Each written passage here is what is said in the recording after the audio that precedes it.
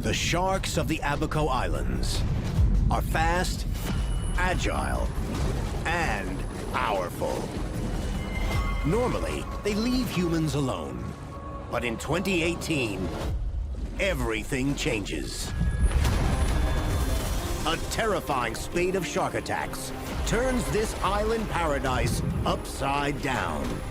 Until the mystery is solved, your next Caribbean vacation could be your last. Shark, shark, shark!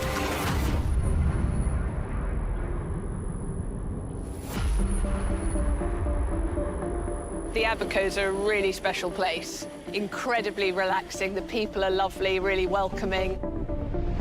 British couple Kate and Jason Inskip have been coming on vacation to this remote island chain for over 20 years.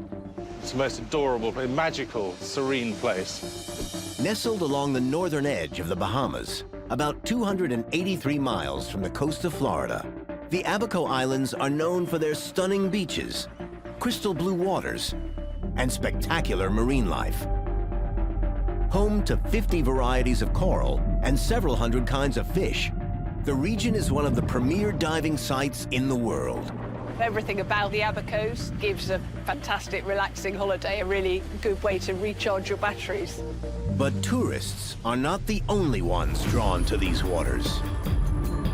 Sharks are everywhere. We grew up with them. When we were kids, we swam with them. Not deliberately, but we swam with them. They're around here all the time.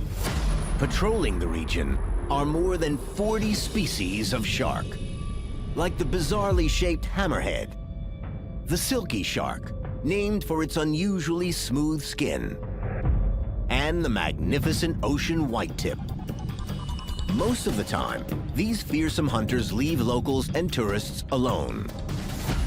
But not anymore.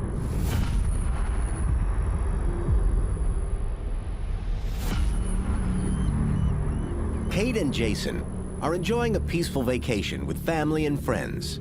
We were on holiday that time with another family, and quite regularly in the early morning, just after dawn, we would go to a certain beach and feed the turtles. But what starts as another day in paradise will end in horror. This particular morning, we fed the turtles. They'd come and eaten from our hands as normal. And we'd seen a shark in the distance. But to be honest, none of us were at all worried because we'd had so many encounters with sharks when we'd been on snorkeling trips. So we didn't think there was anything to worry about. The shark closes in on Kate and her daughters.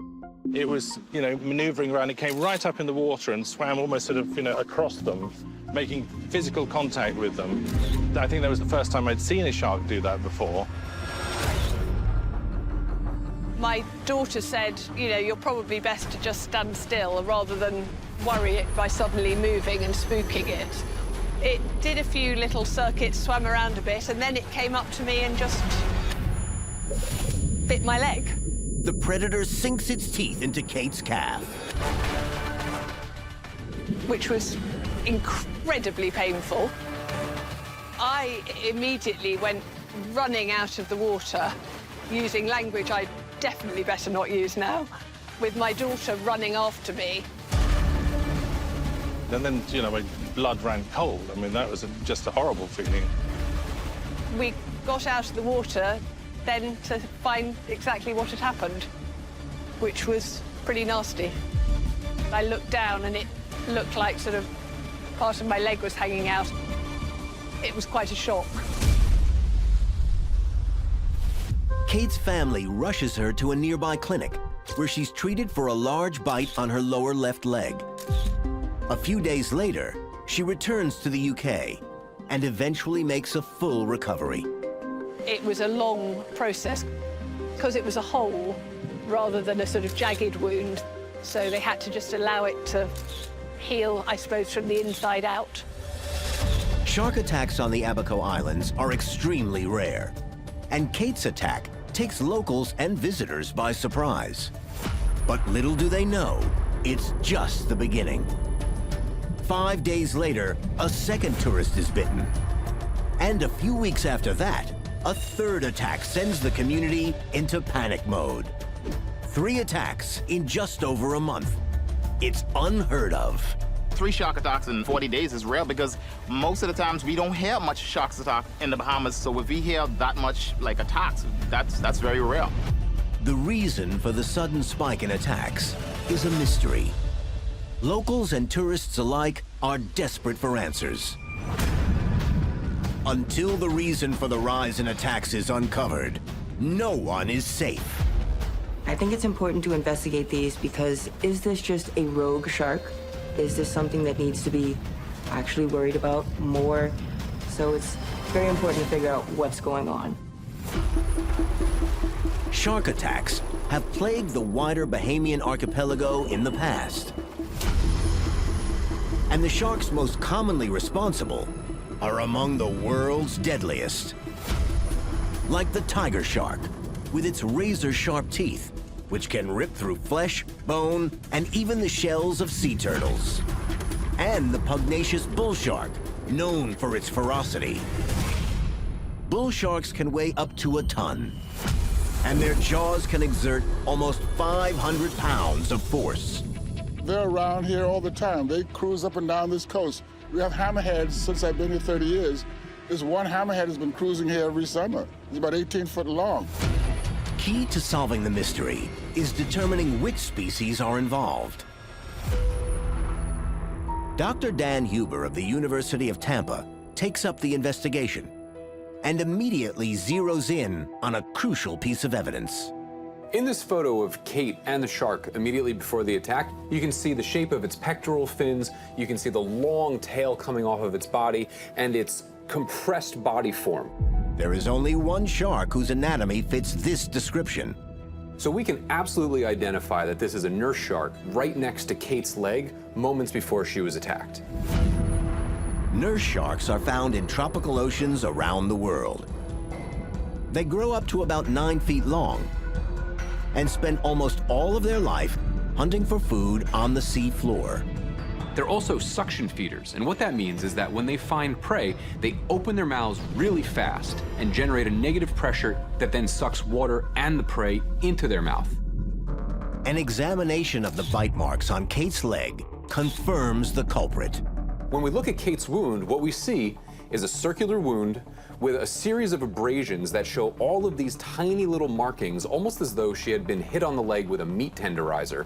And all of those little markings are the evidence of all of those tiny little teeth that line the inner surface of a nurse shark's jaws.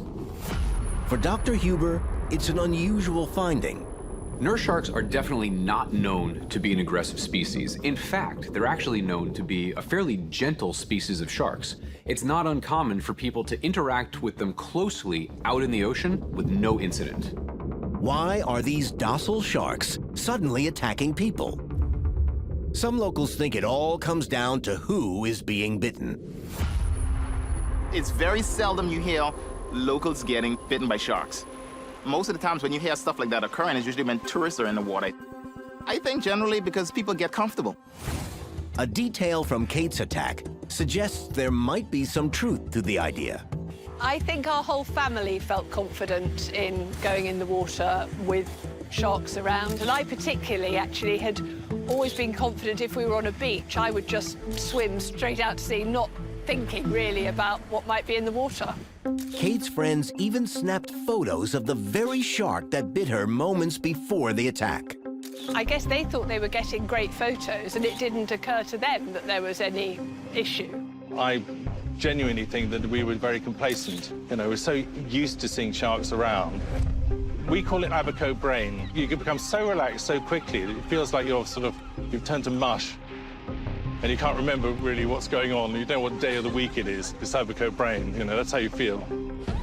Are tourists becoming so relaxed that they ignore the dangers around them, making them easy prey for the ocean's top predators?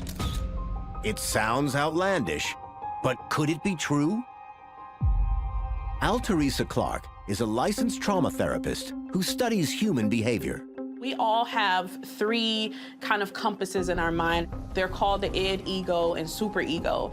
And our id is basically our basic instincts. It's our inhibitions that we're lowering. When you're on vacation, you're not really thinking about a shark might attack me. You're really thinking about the moment. I'm feeding sea turtles, I'm deep sea diving, and you're not really thinking of a lot of the precautions that you normally would in your day-to-day life. And that false sense of security is a contributing factor to shark attacks. Could human complacency be the reason behind the unusual uptick in shark attacks? It's very easy to judge people in those instances, but we've all been there. We've all been at a place in our life where we have not made sound decisions, and it's not fair to judge. It's a psychological phenomenon that happens to all of us. Dr. Yannis Papastamatiu from Florida International University weighs in. She was obviously very comfortable with this animal in the water. And I would say, on the one hand, that's good. I'm glad we've gotten to a point where people are comfortable with sharks. You don't have to see a shark in the water and freak out that you're going to get eaten. But we also don't want this sort of opinion of them that they're your pets or they're your friends, because they're not. It's just a wild animal. It's a predator. Every person, myself included, engages in risky behavior of some form or another, because on some level, we all think we're at least a little bit invincible. If you take the case of Kate's attack, she clearly was very comfortable being in the water with that nurse shark. She simply let it swim up to her and then ultimately just bite her. And so to be that close to a shark in the water and not create some kind of distance between you and that potentially dangerous animal, I think reflects a certain amount of complacency that we have when we're on vacation, when all we're looking to do is have a good time. But there's a problem. Tourists have been coming to the Abaco Islands for decades without incident. And the spike in attacks occurred over a specific 40-day period in 2018. Complacency can't explain the disturbing uptick in attacks. As locals struggle for answers, another attack sends shockwaves across the islands. And this time, the attack is caught on video. Shark, shark, shark!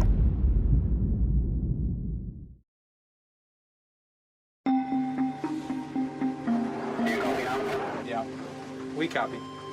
My family is from Florida. My dad grew up with a love for the ocean, and we inherited that as kids. A lot of our family vacations were spent on the beach, on a boat, fishing, snorkeling, enjoying the ocean.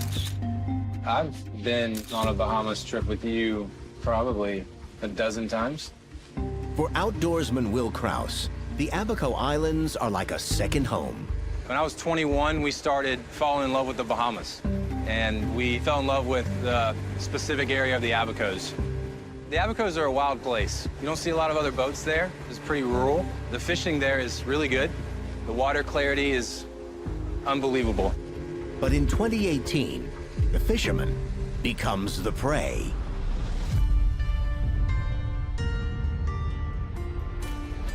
We planned a 4-day trip with a lot of my coworkers. We got the divers in the water, just got acclimated to the weather. The weather was great, water was clear. Will's dad stays on the boat, while Will and his friends head out in search of fish. And as with most of their dives in the Abaco Islands, there are sharks.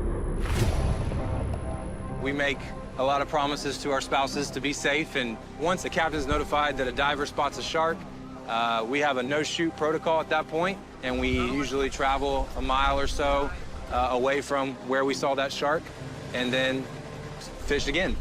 Will and his friends find what seems to be a safe spot. But in these waters, looks can be deceiving.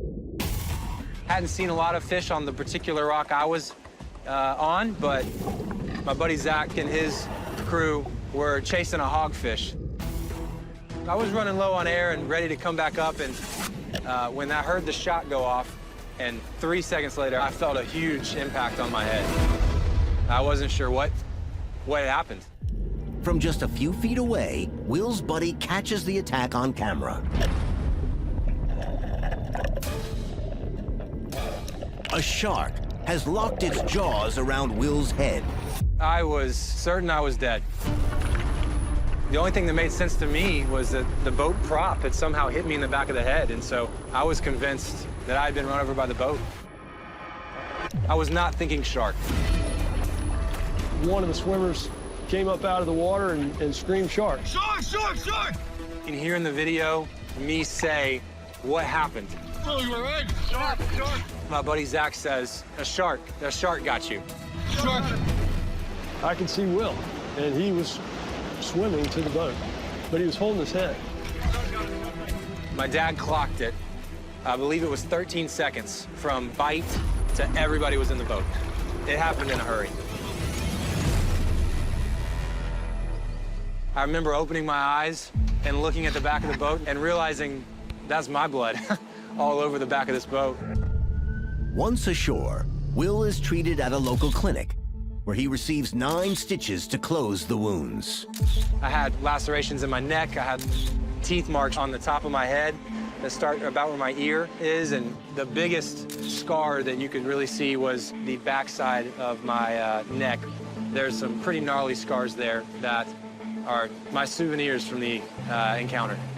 Will and his dad are forever changed by the attack. 3 years after we planned a trip back, oddly enough, we had an encounter with about an 8-foot Caribbean reef shark. Came in hot. We really think that it might have been the same shark. We got out and pretty much decided we're not going to swim that particular rock anymore. The ocean is a very unpredictable place, and the element of unscriptedness that you love about it is also that part that's dangerous. In search of clues, Dr. Huber reviews the video shot by Will's buddy Shark, shark, shark! and immediately hones in on the shark that bit Will. What caused Will and the other Abaco Island victims to be attacked? There's a variety of what are known as carcharinid sharks that all look very, very similar, but many of them have distinguishing attributes. For example, blacktip sharks have black tips on their fins. Blacktip sharks are common along the Atlantic coast of Florida, as well as in the Bahamas. They are best known for a spectacular hunting behavior, where they leap out of the water when striking at a school of fish. But the shark in the video is not a blacktip. When we look at the video of Will Krause's attack, what we see is a carcharinid shark, but one that doesn't have these distinguishing attributes. And because of this, we can identify it as a Caribbean reef shark. Caribbean reef sharks are abundant in the shallow coral reefs of the region. They grow to be about 6 feet long, and while they mostly feed on small bony fish, they have also been known to attack swimmers. It's a critical breakthrough in the investigation, because whatever is causing the increase in attacks affects multiple species of shark. What's causing the shark's aggressive behavior? A clue might lie in a seemingly minor detail of Will's attack.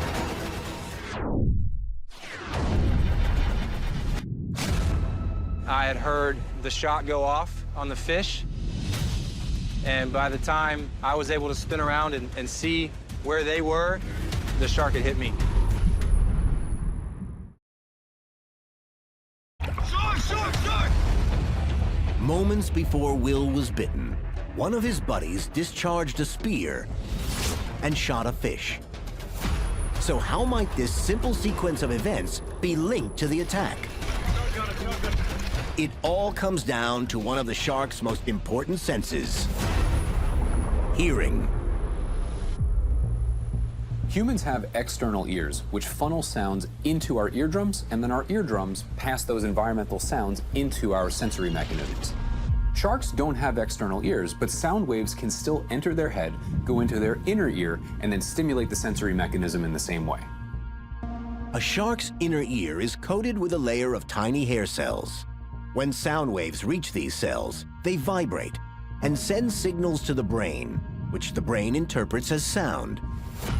Just like humans, what sharks actually hear are vibrations.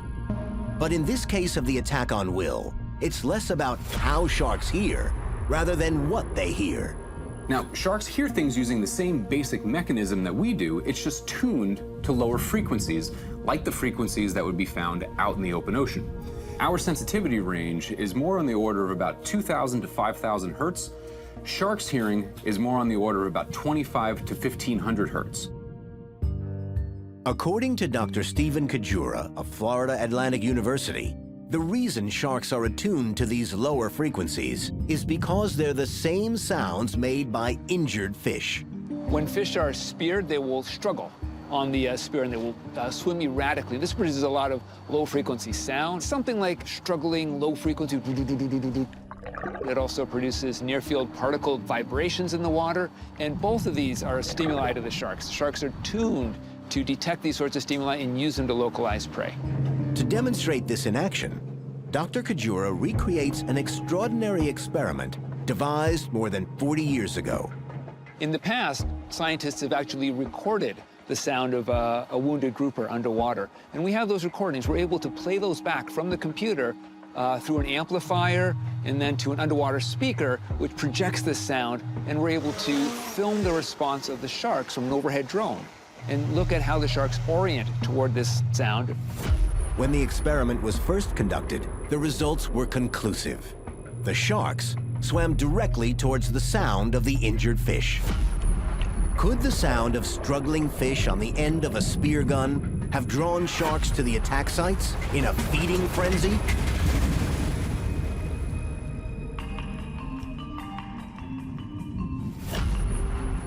The speared fish would have been giving off a lot of low-frequency sounds that would have drawn the attention of a shark to the area.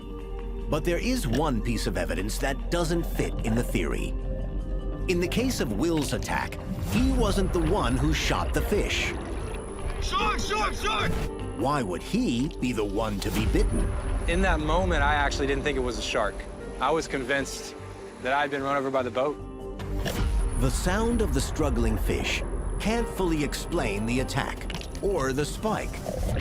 But Will and his dad think they can. Shark, shark, shark! If you look closely in the video, I'm starting to ascend, and the shark's, the blow and the speed in which he hits me throws my head almost into the sand. Like I go from coming up to being my head thrown directly into the ocean floor. It felt like a baseball bat just teed off on me, hit me from behind. Since the attack, Will and his dad have developed an intriguing theory to explain why he was bitten. Oh, you all right? Shark, shark, shark! This was the shark that came in hot, and he didn't really have a lot of reasons from our behavior to do that. He passed on the fish. He passed on the very small hogfish to bite Will. Will believes the shark had a very specific motive when it attacked him.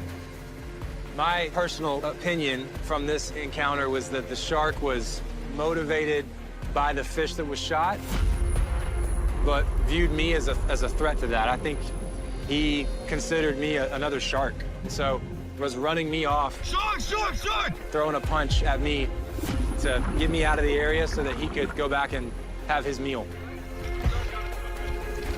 If Will's theory is right, it would suggest that sharks are willing to defend their feeding grounds when threatened. Dr. Stephen Kessel has been tracking Caribbean reef sharks in the Bahamas since 2017. His findings suggest there might be some truth to Will's hypothesis. That data shows us very conclusively that this species is very site-attached to specific areas within a given reef system. They stay focused around a 3 to 5 kilometer section of that reef. So that leads to a lot of competition for resources between both reef sharks and other species of sharks or any predator that may enter that system. Dr. Kessel believes that Caribbean reef sharks are territorial. According to Dr. Yanis Papastamatiu, an expert in predatory behavior at Florida International University, some sharks will aggressively defend what they perceive as theirs. You do see that sometimes with white sharks, for example, where a bigger white shark will bite a smaller one if it feels like that white shark's trying to take some of its food. In 2021, a marine photographer captured extraordinary footage of a great white covered with terrible bite marks. The video sparked a host of theories as to what had bitten this predator and why. Some experts believe that this shark was involved in a violent struggle over food with a larger, more aggressive shark. Are the sharks of the Caribbean locked in a turf war with humans over fish?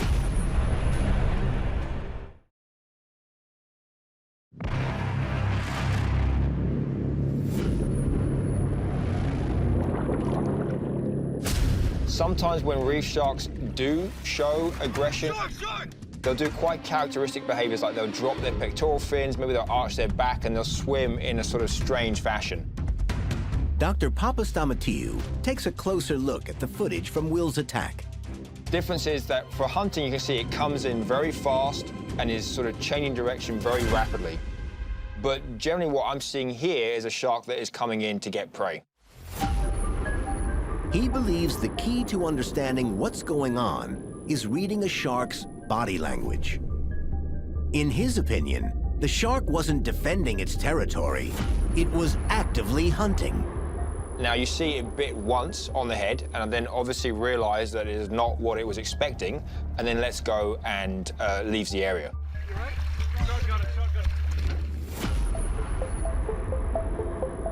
One of the problems with trying to assign intentions to shark behavior is that often we can project our own human behaviors and human feelings onto these animals. For example, when Will and his father thought that, from the shark's perspective, Will represented competition for food in that environment, we really have no way of understanding what was going on in that shark's head. So we really can't infer what that shark was thinking as the motivation for its behaviors during that attack. A battle over territory isn't the cause of the spike in attacks. And while investigators search for answers, the danger to swimmers at these tropical waters is all too real. I think people are worried. When there's a shark attack, I think a lot of people become worried in the sense that, okay, it's going to affect the tourism industry, and I think that's one of the main things that people focus on. There are thousands and thousands of sharks out there. I'm not going in there with them. A third attack contains a gruesome clue.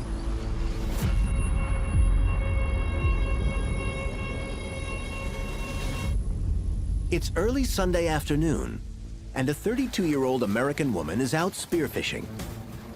Now, she had gone into the water and she had speared a hogfish, but the hogfish had gotten away and swum into a cave. As she went in to follow the hogfish, she soon realized that she was in trouble because there was a large shark closing in on her. The shark bit down on her left hand.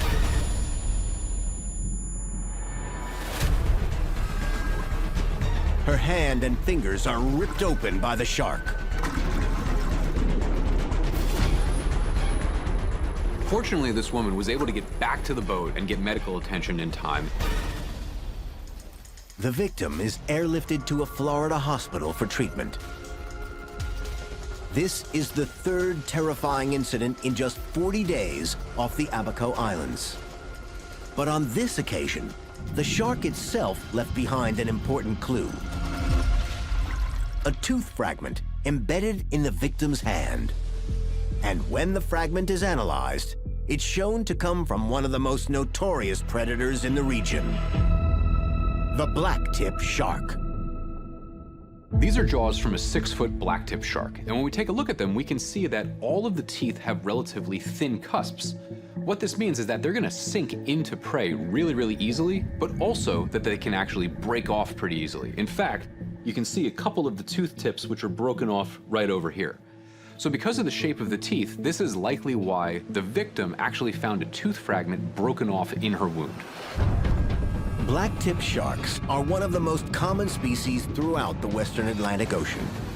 They're found from as far north as Massachusetts and as far south as Brazil.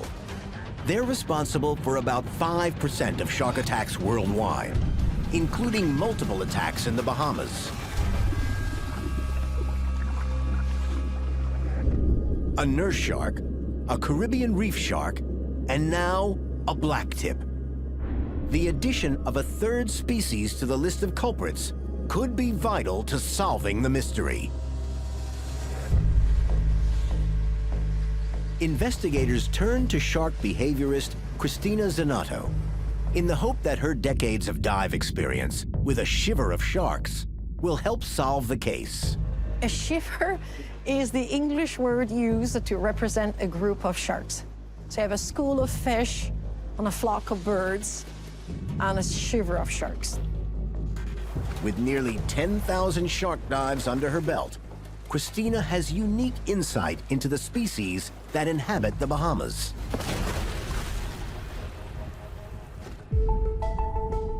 I've been working with Caribbean reef sharks in the Bahamas for the last 27 years. And as I became more and more involved with the work of the Caribbean reef sharks, I first realized what kind of weird perceptions people had of sharks, and furthermore, how very little we knew about them. And so I started collecting data on the day-to-day presence of specific individuals and collected this log of these shiver of sharks that I've been working with for all these years. These animals actually have personalities and have differences. Each and every one of the species behaves differently on a different day, like a little bit like us, right? We wake up, we have the good night's sleep, we're okay. We have the bad night's sleep, we're not okay. So sharks are very much affected by their environment. They're very much affected by our presence and our actions. One size does not fit all.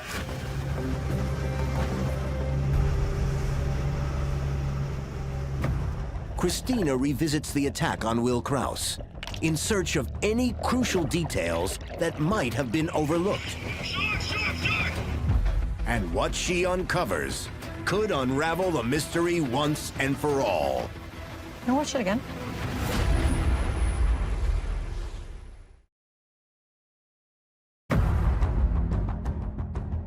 The person spears the fish and then starts pulling the fish up. And the fish goes into this erratic movement. So the Caribbean reef shark comes in for that, and then does a quick beeline in a certain way for the other diver that is kneeling down on the ocean floor. What Christina spots is crucial to the investigation, and it hinges around a single piece of clothing: Will's hoodie. It has this light color, light blue color over his head, which underwater are the colors of death. Anything that dies underwater turns into this light blue color. While it's believed that sharks cannot see color, they do have an incredible ability to respond to changes in contrast and brightness. According to Christina, the light blue hue of Will's hoodie is just the right shade to catch a shark's attention. The shark only has a split second. What is the closest thing that looks to the prey that is looking for, which is the round head covered in a blue lycra? I heard it, I smell it, it's moving really fast. Where is it? Oh, there's something light color bite. It's like, oh, no, it's not it. And that's how I see the bite happening. What stood out to me was that he was wearing this sort of white hoodie, and that was also going over his head. And so that was creating sort of a contrast in colors. So I believe at that point, when that shark is in that sort of foraging state, it's just going to respond to any sort of stimulus it sees. So it could have been that that color contrast just overwhelmed in terms of a sensory stimulus, and that's what initiated that bite. Oh, you all right? Shark, shark, shark. While high contrast clothing is thought to play a role in some human-shark encounters, there's something about this theory that doesn't add up. The fact of the matter is that in the other attacks in Abaco, the victims weren't wearing light-colored clothing, so light-colored clothing can't be the only factor contributing to these spikes in attacks. The cause of the 3 terrifying shark attacks in the Abaco Islands spike remains a mystery. Experts are baffled, and locals are hungry for answers. If we hear about 3 shark attacks within a span of 40 days, we're gonna stay out of the waters. Perhaps the sudden surge could be rooted in a dramatic set of changes that occurred here more than a decade earlier. Changes that were designed to benefit both shark and tourists, but may have had the opposite effect. People come to the Bahamas for dive experiences. Those experiences are enhanced by the fact that they see large predators on our reefs. In 2003, shark fishing was banned off the coast of the Bahamas, including the Abaco Islands. The result is a protected shark sanctuary that's still in place today. Even though we are a small island state, we consider ourselves a large ocean state. And that large ocean that we're responsible for fortunately had very healthy shark populations that had not been targeted by fishermen. We had the great opportunity, and fortunately, the government of the Bahamas jumped on it, acted quickly, and we had a shark sanctuary in record time. Many locals believe that the shark sanctuary had a drastic effect on the number of sharks in the area. Since the sanctuary has been set in place, there's definitely been an increase in the population. I've been spearfishing many times, and they've been surrounding me. In the last 10 years especially, I believe that we've seen a significant increase in the shark populations and in encounters with them. The connection between the number of sharks in the water and the number of attacks is well established. On Cape Cod, for example, an increase in the great white population in the past decade resulted in an upsurge in deadly shark attacks. Is the same pattern emerging here? It's like once we pull up and we'll just kind of hover over the spot, the sharks should start circling around the boat. Shark experts Dr. Stephen Kessel, Matt Smuckle, and shark dive guide Brian Roll head out to test the theory. You guys ready? Yep. Yeah. All right.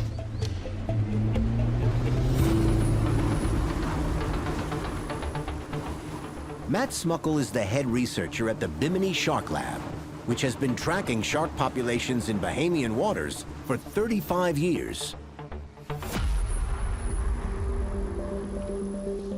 There they come. Another one here, yeah. I've seen like 3 or 4 already. Pretty big one here. The way the Shark Lab tracks the abundance of sharks really depends on the species. One of the ones that the Shark Lab has run for 35 years now are our survey lines. We set hooks out there and we count how many sharks we're catching. And the numbers tell a surprising story. Our data shows that the numbers of sharks in the area are very stable for the past 35 years. We also have to remember that sharks are a long-lived species. They have very slow reproductive cycles, so it's actually biologically not possible that they're going to boom out of control just in the past 10 years.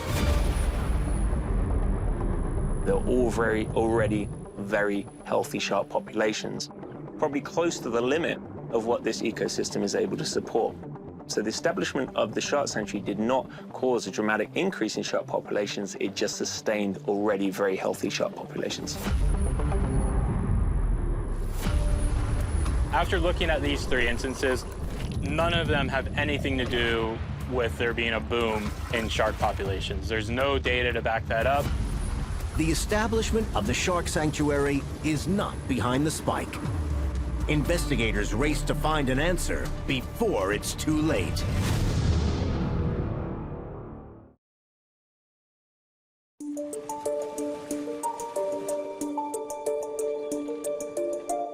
In the quest to solve the puzzle, investigators turn to a seemingly insignificant detail from the first attack in the spike, that of Kate Inskip. Quite regularly in the early morning, just after dawn, we would go to a certain beach and feed the turtles. I had just rinsed out the container, just in the sea, but I was still holding it when the shark came.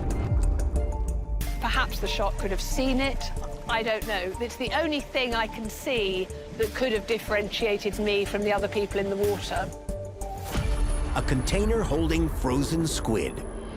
But how might this simple vessel unravel the reason for the attacks? It comes down to how sharks smell. A shark's nose is uniquely adapted to detect odor in the water.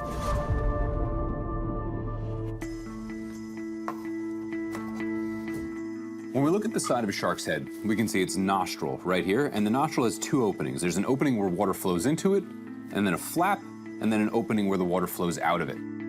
As water flows into the nose, it activates sensory cells, which send information to the brain. We can see the front of the brain, which is called the cerebrum. That's an area which processes all of the odor information that's associated with the sense of smell. So when a shark detects something that's useful to it, such as the smell of a prey item, it's going to start swimming back and forth to try to pick up on higher and higher concentrations of that chemical. To demonstrate how this works, Dr. Kajura sets up a simple experiment.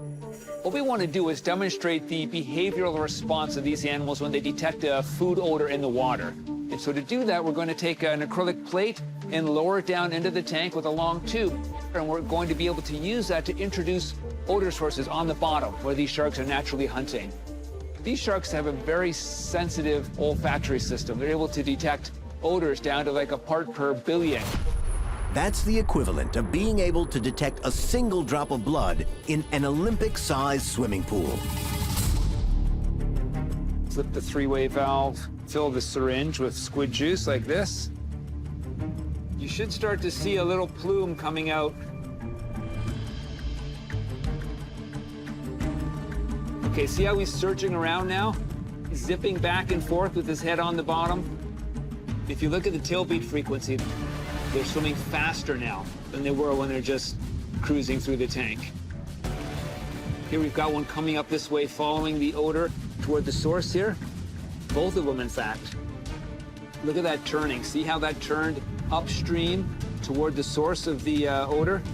Definitely interested in something here.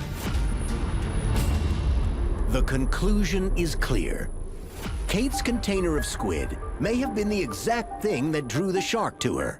We demonstrated these sharks are highly sensitive to food odors, and it makes sense. These sharks are naturally attuned to finding prey items, and so they have evolved to find prey out in the wild. In Kate's case, she had just rinsed out a bucket full of food odor in the water, and that odor plume was all around her. As a result, these sharks were zipping around trying to find the source of that odor, and she happened to be right in the middle of it, and that's why she ended up being bitten. The squid juice is the final clue that unlocks the secret to the spike in attacks. Shark!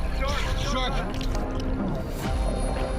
With this evidence, Dr. Huber notices a single common factor in each of the three 2018 attacks. These three attacks involved either hand-feeding animals in the ocean or spearfishing. And in all three cases, there was chemical information that was being put into the ocean that would have attracted sharks, because their sense of smell is cued into the specific chemicals that were spilling into the ocean in each of these situations. Odor. Could this be the final piece to the puzzle? Odor is one of the key things that attract sharks to their prey. Odors travel over long distances, and sharks have very sensitive senses of smell, which means that they can cue into those signals, follow them to their source, and that ultimately leads them to their food.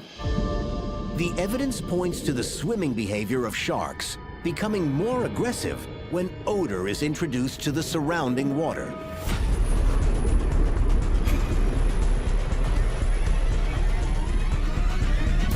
The video of Will Krause's attack shows the shark swimming in the same way as did the shark that attacked Kate Inskip.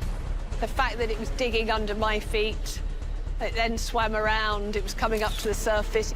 It was showing much more interest in us than I would have expected. Odor is a key sensory modality for sharks when it comes to feeding. Here we've got one coming up this way, following the odor toward the source here. Both of them, in fact. And so any odor in the water would be one of the prime motivators to get these sharks to start searching for food. And if the people are in the wrong place at the wrong time, that's how they end up being bitten.